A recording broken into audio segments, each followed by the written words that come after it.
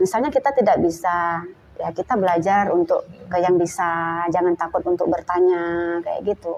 Sama ibu juga kan mengimbangi, ibu berusaha mengimbangi. Kalau mau ahli mungkin kita dengan anak-anak muda yang sekarang ini mungkin jauh ya. Tapi setidaknya kita ikut mengimbangi, jangan terlalu ketinggalan tentang teknologi, IT. Rumba. Kalau sahabat Rumba di rumah, ketemu lagi bersama saya Jenny. Kali ini kita acara wawancara eksklusif dengan salah satu semifinalis guru favorit SD tingkat Kota Palembang tahun 2023-2024. Kali ini SD yang terpilih adalah SD Negeri 176 Kota Palembang. Dan kita akan wawancara langsung dengan perwakilannya, yaitu Ibu Martina SPD. Benar Ibu? Benar. Kali ini kita ngobrol bareng dengan Ibu Martina dan tentunya ada inspirasi dan motivasi yang dapat kita petik bersama. Oke. Halo Ibu. Halo. Bu, apa kabar hari ini? Alhamdulillah sehat. Sehat Bu ya? Ya. Hari ini mengajar Bu? Ya, saya jamnya pagi. Oh, kelas pagi. Ya. Di kelas berapa Ibu? Ibu kebenaran dipercaya di SD ini kelas 1 dan kelas 2. Jadi 2 kelas Ibu pegang. Kelas 1 dan kelas 2 SD. Iya. Biasanya kelas 1 dan kelas 2 SD itu adalah ibu yang merangkap menjadi yang ibu beneran gitu loh Bu. Jadi ibu kedua setelah ibu yang di rumah. Iya, betul. Ibu udah berapa lama Bu mengajar? Ibu mengajar kurang lebih sudah 20 tahunan ya. Kalau start mengajarnya itu dari tahun 2001 Ibu sudah mulai mengajar sampai sekarang. Jadi lebih kurang 20 atau 21 tahun pengalaman mengajar. Kalau dari tahun 2001 ya. umuran aku Bu. Iya. 23 tahun. Iya, 23 tahun. Ibu begitu mulai selesai pendidikan, kuliah, langsung karena ibu memang memang pengen dan niat sekali untuk ngajar. Berarti pada saat itu ibu memang benar-benar ingin mewujudkan cita-cita Bu ya. Benar sekali. Untuk mengajar gitu. Iya. Baik teman-teman sahabat Rumah di Rumah. Sudah 23 tahun. 21 sampai 23 tahunan Bu ya. Udah 2024 menuju 22-an berarti Bu. Iya, Bu ya. 22. Menuju 22 tahun mengajar. Seumuran saya kalau pada saat itu langsung menikah. Ibu ya, kalau langsung punya anak saat itu. Benar. Berarti Bu sudah 20 tahun lebih mengajar. Banyak sekali cerita di balik itu Bu. Tentu ya. Bu ya. Bagaimana Bu kisah seorang Ibu Martina dari pertama kali terjun ke dunia pendidikan sampai hari ini mengajar di SD 176 Bu. Iya. Boleh Ibu diceritakan? Awal kisahnya itu kalau Ibu itu kan sudah berpindah-pindah ngajar ya. Memang konsistennya itu memang Ibu entah panggilan jiwa gitu ya. Panggilan jiwa dan memang cita-cita Ibu dari kecil untuk terjun ke bidang pendidikan ini. Jadi Ibu menjalani itu ya enjoy, asik ya. Nah, kalau ketemu dengan murid-murid itu bermacam-macam murid. Pertama sekali Ibu ngajar itu di salah satu SD yang bukan di Kota Palembang kayak gitu, dan mayoritas SD-nya itu mayoritas orang Jawa. Di daerah pertama kali ngajar itu kan. Nah, di sana otomatis Ibu harus menyesuaikan diri. Kita mengikuti tradisi-tradisi Jawa. Yang Ibu paling berkesan nian pertama kali Ibu ngajar, Ibu kan orang Sumatera nih asli kan. Jadi di lingkungan Jawa itu otomatis anak-anak itu pakai bahasa daerah Jawa. Nah, yang pertama kali Ibu kan, jadi mereka itu pakai bahasa daerah Jawa. Begitu mereka itu kelas 1 SD kan, kelas 1 SD kan belum begitu paham dengan bahasa Indonesia kan. Jadi mereka pakai bahasa daerah Jawa itu. Wis Bu, wis. Nah, begitu kan. Nah, jadi yang Ibu sampai sekarang Ibu ingat itu mereka itu minta nilai sama Ibu. Begitu habis pelajaran kan, habis kasih materi kan. Nah, anak-anak itu ke depan membawa buku. Ibu, ini di biji. Apa kata Ibu di biji kan? Jadi Ibu langsung aja nyambung. Oh, mereka membawa hasil dari tugas tadi ke depan. minta dinilai sama ibu. Oh, di biji nak ya, kayak gitu kan. Oh iya, sini ibu kasih nilai. Jadi ibu langsung aja, insting ibu, feeling ibu, mereka ngasihkan buku ke ibu, hasil tugas mereka itu minta bilang ibu di biji. Nah ternyata bahasa Jawa biji itu ialah dinilai.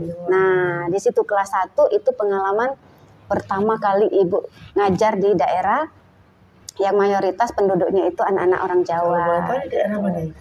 Itu di Musi Banyu Asin. Iya, daerah sana. Dengan mayoritas orang Jawa di sana. Jadi kita sebagai guru, ini ibu dapat pengalaman kan, dapat pengalaman ini berarti sebagai guru ini kita harus memahami kondisi, situasi, harus cepat tanggap sebagai guru itu, menghadapin anak-anak itu kan. Jadi ibu langsung aja tadi, oh mereka ini minta di biji, artinya minta dinilai. Nah jadi begitu mereka bilang, Bu minta di biji, ibu sempat tertegun sebentar seperti itu kan. Oh iya nak sini ibu nilai. Setelah itu sudah selesai. Nah, di situ ibu, waduh ini pengalaman pertama kali saya turun ke dunia pendidikan kayak gitu kan. Sebentar Bu, jeda batuk dulu. Iya boleh.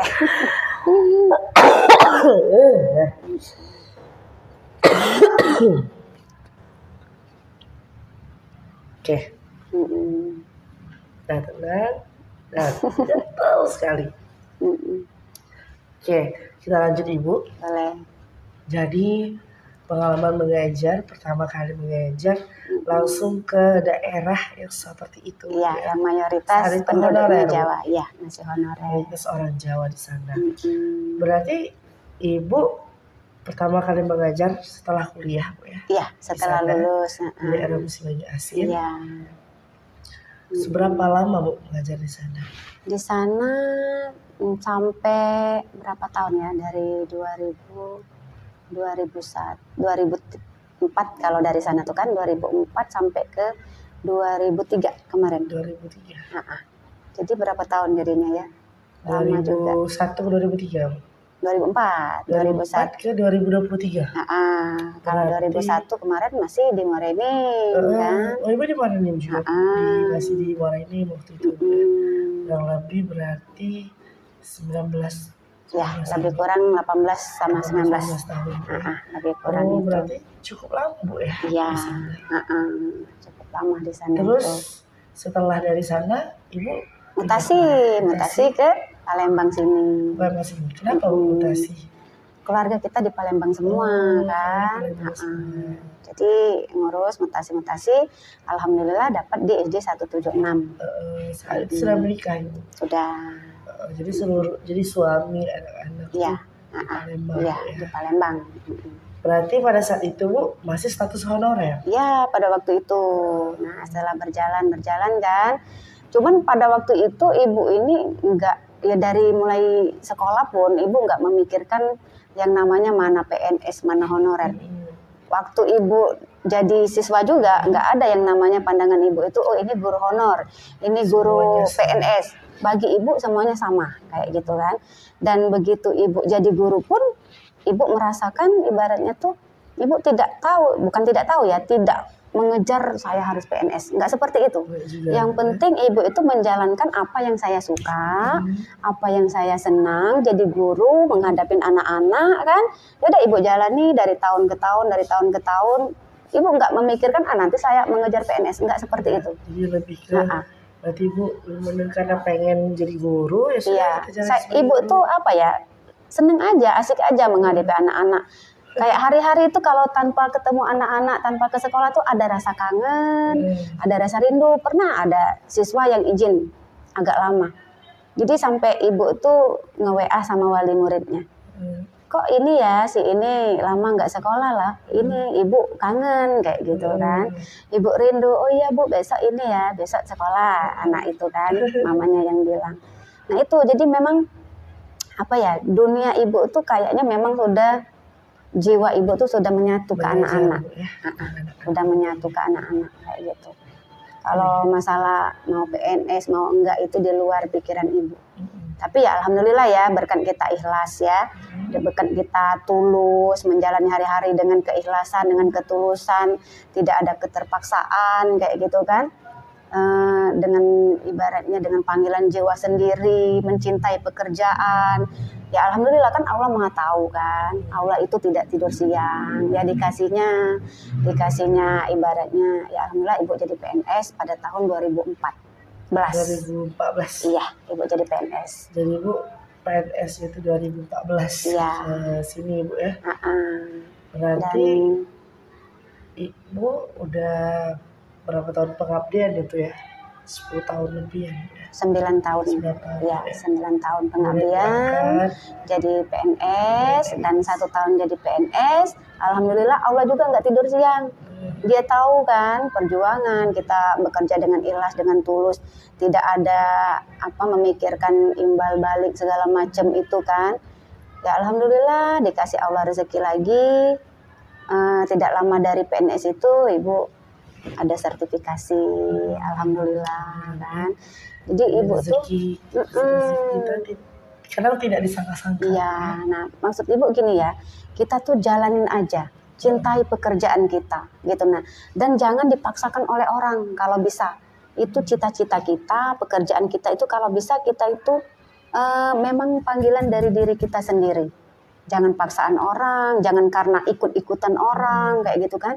Tumbuhkan dari dalam diri kita bahwa kita ini konsisten, kita keinginan kita sendiri. Jalani dengan ikhlas, dengan tulus kayak gitu kan. Allah tuh enggak tidur siang. Dia pasti melihat ketulusan kita kan, keikhlasan kita. Allah tidak akan membiarkan istilahnya hamba-hambanya itu dengan sia-sia. Dan dalam yakin tidak ada kesia-siaan dalam perjuangan. Nah, kayak gitu. Sesungguhnya bersama kesulitan ada kemudahan. Iya, benar. Itu yang ibu rasakan sekarang kan.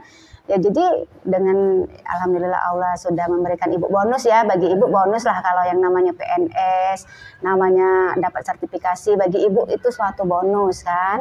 Nah dengan diberikan Allah bonus itu, ya kita jangan semakin kendor. Kalau bisa ya kita semakin semangat, semakin tingkatkan. Diapresiasi sama Tuhan langsung. Nah itu kalau bisa. Benar sekali.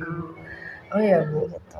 Berarti kan dalam perjalanannya honorer di administrasi, lalu pindah ke Palembang, langsung ke SD ini Bu ya? Iya langsung berarti ke sini. Ketika tes PNS juga langsung lulusnya di Musi Banyu Asin dulu kan 2024 kan? Di Musi Banyu Asin honorer, terus tahun 2014 masih diangkat di sana. Diangkat di sana. 2014.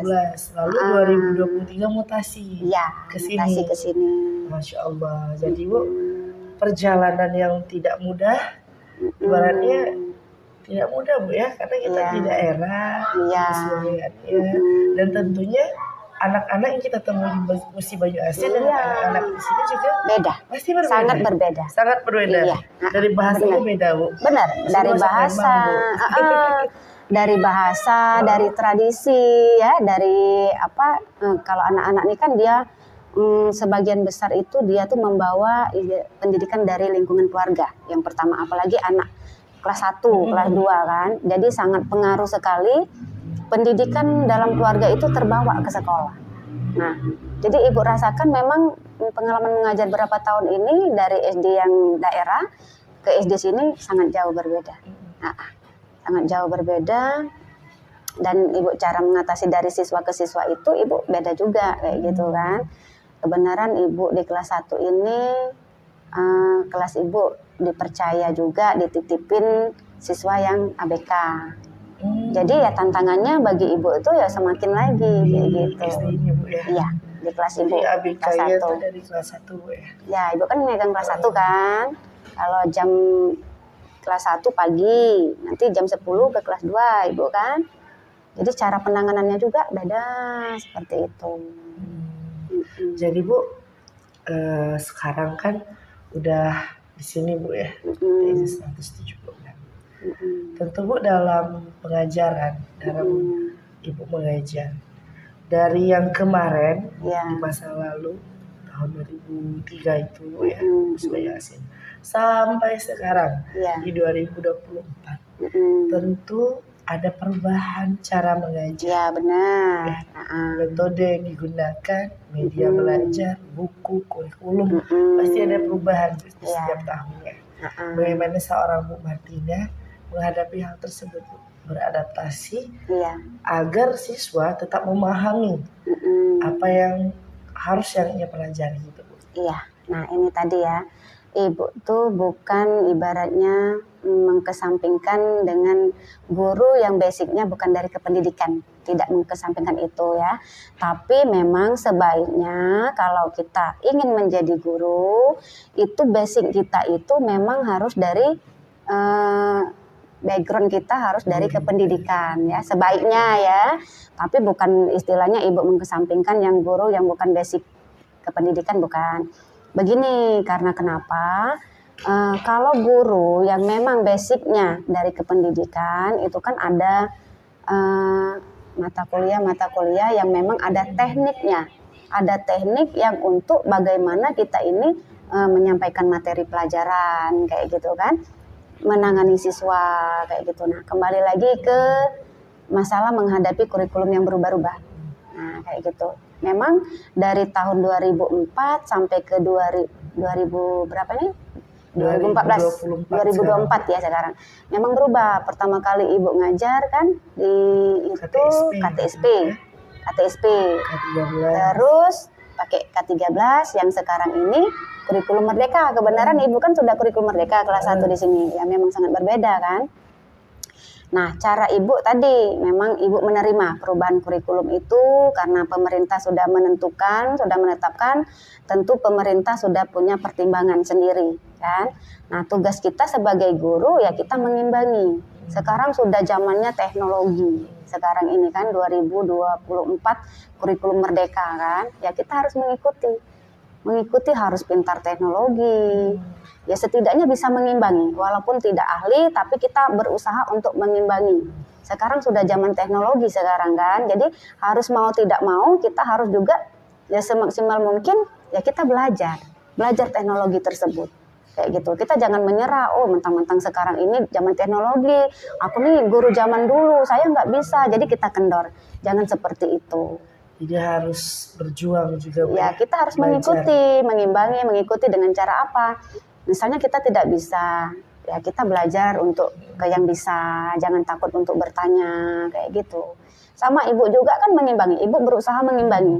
Kalau mau ahli mungkin kita dengan anak-anak muda yang sekarang ini mungkin jauh ya, tapi setidaknya kita ikut mengimbangi, jangan terlalu ketinggalan tentang teknologi, IT, seperti itu.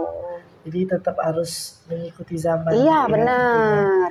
Karena kalau kita mengutip dari Ki Hajar Dewantara tuh, zaman juga salah satu kode untuk mengajar murid-murid untuk mengikuti siswa itu ya, zaman tuh juga berpengaruh. Iya benar. Seperti sekarang ini kan kurikulum merdeka. Nah kurikulum merdeka ini kan kenapa dirubah? Ya dia mengikuti zaman sekarang. Anak zaman sekarang dia tidak bisa lagi kita berikan materi metode seperti yang tahun-tahun di bawah tahun 2000 kemarin. Di bawah tahun 2024. Nah, angkatan 2000 kan beda caranya kan, tema ya. Pakai tema kan bukunya kan. Tema itu sekitar 2020 awal. Tema 2013 mulai dirilis. K13 ya. Iya, K13. Ini tahun 2007 KTSP. 2007 masih KTSP kan. Nah, sekarang kurikulum merdeka sekarang ini kan, yaitu kenapa dirubah menjadi kurikulum merdeka? Ya karena anak-anak zaman sekarang ini dia tidak bisa lagi diberikan dengan metode-metode yang seperti kita zaman dulu, yang IT, yang teknologi ini masih sangat kurang kan kalau zaman dulu itu kan. Kalau sekarang udah canggih, anak-anak ini udah, aduh dia nggak mau lagi kayak zaman jadul. Soal IT lebih pintar mereka. Nah benar. Daripada kita, saya pun melihat adik-adik yang masih TK, lincah sekali Bu. Benar. Di era sekarang. Jadi kita walaupun guru zaman dulu harus mengimbangi ya gitu kan. Oh ya Bu, di kelas kan beragam anak. Ya benar. Beragam sifat, beragam pola pengajaran. Bagaimana Ibu mengatasi anak-anak yang mungkin moodnya berubah-ubah Bu? Bagaimana kelas itu tetap kondusif dan anak-anak juga tetap memahami apa yang dipelajari. Iya. Bagaimana itu? Ya, benar sekali ya. Setiap hari itu kita harus paham bahwa mood anak-anak itu sangat berbeda. Bawaan dari rumah.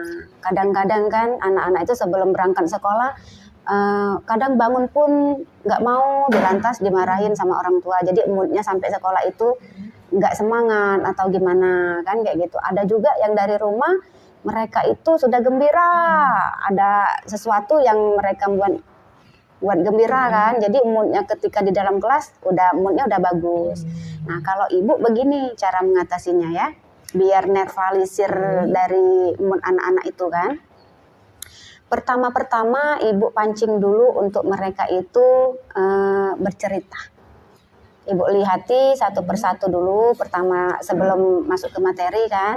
Ada yang nggak mood nih kayaknya. Jadi ibu belum masuk ke pelajaran. Belum. Nanti dulu. Ibu bangun dulu mood mereka. Jadi ice breaking dulu. Nah, ice breaking boleh kan. Dan kita tanya dulu kenapa. Kita dengarkan dulu kan keluh kesahnya. Nggak apa-apa kita masalah materi pelajaran itu kalau mereka itu sudah moodnya muncul 10 menit pun mereka tuh sudah bisa memahami. Kita nggak semata-mata ayo materi. Nggak seperti itu. Kita harus munculkan dulu mood mereka. Jadi kita tanya dulu, kita bangun dulu mood mereka, ajak gembira dulu.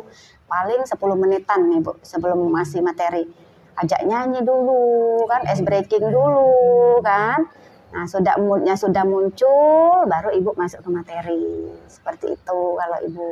Jadi kalau kita bisa simpulkan Bu ya, pasti sahabat rumah juga di rumah kepo, gimana sih pengen tahu bagaimana cara mengatasi anak-anak tersebut. Kalau dari Bu Martina tentunya bisa memahami karakter dulu. Ya benar, ya kita pahami dulu mood anaknya. Ajak cerita. Benar, ya. Kita pancing, boleh. Gitu ya. Jadi teman-teman di rumah, sahabat rumah di rumah, anak-anak itu dunianya nggak bermain. Iya benar. Tapi sebagai orang tua dan guru tidak mungkin kita membiarkan terus bermain. Makanya kita padu-padankan, belajar dan bermain tentunya. Berarti Bu, di era sekarang psikolog anak itu sangat diperhatikan Bu ya. Psikolog ya tentu kita harus memahami ya memang guru bukan psikolog yang tradisionalnya psikolog ya, tapi setidaknya kita memahami karakter anak masing-masing, setidaknya seperti itu kunci pertama. Kalau kita tidak memahami karakter anak di dalam kelas kita itu udah kita hajar aja materi. Anak menjadi nggak betah juga. Nggak betah anak-anak, iya dia nggak asik, nggak gembira. Jadi walaupun kita paksakan untuk belajar pun ya khawatir kita nggak masuk ke sini kan, seperti itu. Oh ya Bu, tadi udah membahas soal siswa, kemudian pengalaman Ibu juga. Kalau boleh tahu Bu, ada nggak Bu cita-cita selanjutnya setelah jadi guru ini? Apakah pengen di jenjang karir yang lebih tinggi, misalnya di kepala sekolah, jadi pengawas atau lain-lainnya, atau tetap fokus menjadi seorang guru yang mengajar anak-anak sampai pensiun nanti? Gimana Ibu? Iya. Gimana ya kalau Ibu nih dibilang tidak ada cita-cita kan nggak mungkin ya. Kita tuh berharapnya hidup ini semakin bagus, semakin membaik. Baik dari itu karir maupun hal yang lain ya. Tapi seperti ini kalau Ibu kembali lagi dengan pertama kali Ibu menjalani profesi Ibu jalanin aja dengan tulus, dengan ikhlas, dengan panggilan jiwa kan, dengan mencintai pekerjaan kita jalankan sungguh-sungguh. Nah, kalaupun misalnya karir kita itu meningkat, menaik, ya kita anggap bonus. Seperti itu kalau Ibu. Jadi kalau bilangnya cita-cita nggak ada itu salah ya. Kita pasti pengen lah ya, pengen meningkat, pengen pasti naik kan. Apa namanya? Ya terus berkembang lah. Iya. Ya, tapi ibu pengennya ya berikan aja yang terbaik dengan profesi kita. Nanti karir dan kebaikan-kebaikan itu akan menghampirin sendiri. Seperti itu. Nanti Ibu pada akhirnya akan berbuah manis. Nah itu. Dan terus tanam, terus rawat. Iya. Melakukan yang terbaik, pasti berbuah manis nanti. Nah itu ya? kalau Ibu. Oke, Ibu. Kalau kita lihat ke belakang, Bu, menilik ke belakang, pasti ada perbedaan Bu ya, dalam baik itu lingkungan, baik itu anak-anak, dan juga ada mungkin di hati juga ada terkejutnya juga. kaget. Kaget pasti ya Bu. Nah Bu, Ibu kalau mengatasi hal tersebut Bu, bagaimana biar bisa di posisi nyaman kembali mengajar di SD lain walaupun bukan di SD yang lama. Oh, ini maksudnya itu kita itu apa ya? Kalau dalam bahasanya itu Pasti ada kaget gitu loh Bu, pasti kayak beradaptasi ya. ulang. Oh iya, beradaptasi ulang ya. Bagaimana Bu? Kalau dunia pendidikan ini ya, yang ibu rasakan itu yang namanya sesama guru, pasti sikap, terus cara bicara, sosialnya nggak jauh beda kayak gitu kan. Namanya guru itu profesinya kan sama kan, nggak ada yang misalnya backgroundnya apa terus kan sama kan. Dunia juga kita sama kan, dunia anak-anak kayak gitu. Jenjangnya juga sama kebetulan dari SD mutasi juga ke SD. Jadi alhamdulillah ya ibu tuh nggak terlalu kaget. Sudah terbiasa sudah terbiasa menyesuaikan diri di lingkungan pendidikan guru kan. Jadi sama di sana juga di tempat lama kan sesama guru. Di sini juga sesama guru. Jadi baik pola maupun perilaku, tingkah laku, pola pikir juga mungkin tidak terlalu beda jauh kan. Jadi Bu, tidak ada perubahan yang terlalu signifikan Bu ya. Maksudnya tetap seperti biasa, cuma beda tempat saja. Nah, iya. Ibu jalani kayaknya ya seperti biasa, enjoy, asik. Ibu jalankan aja hari-hari ibu kayak gitu kan. Apa yang ibu kerjakan di tempat lama ya sama ibu kerjakan di sini juga kayak gitu. Kuncinya tadi? Ya kuncinya tadi kalau ibu ya nggak ibaratnya nggak putus-putus dengan bilang mencintai pekerjaan itu. Pekerjaan iya. Ya. Oh ya Bu, kalau ibu sendiri ada nggak inovasi dari ibu sendiri untuk dunia pendidikan kita ini? Maksudnya bukan berarti harus membentuk barang, mungkin media belajar atau metode belajar yang menurut ibu akhirnya ibu menemukan inilah yang cocok untuk anak-anak.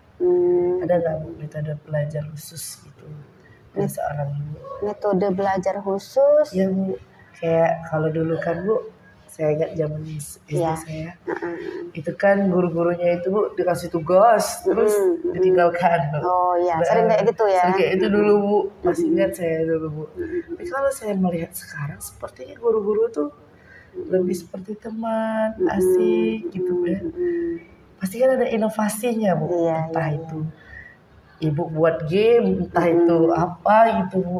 Nah kalau Ibu Martina sendiri ada nggak Bu jurus jitunya gitu? Ada. Gimana gitu biar anak-anak tuh happy di kelas tuh? Belajarnya Bu, selain ice breaking tadi atau mungkin ibu kita buat apa kerajinan itu atau apa gitu, gimana Bu? Ya kebenaran kan kalau ibu ini kan kelas 1, kelas 2, jadi mereka tuh kan termasuk kelas rendah ya. Kelas rendah ini memang yang ibaratnya yang menjadi guru kelas rendah ini memang jiwa keibuannya itu pasti muncul. Sangat muncul kalau muncul itu. Jadi kalau bukan lagi ke sahabat tapi antara anak dan orang tua. Ya, benar. Nah kalau di kelas rendah ya kita ngomong kan, kita ngasuh kan.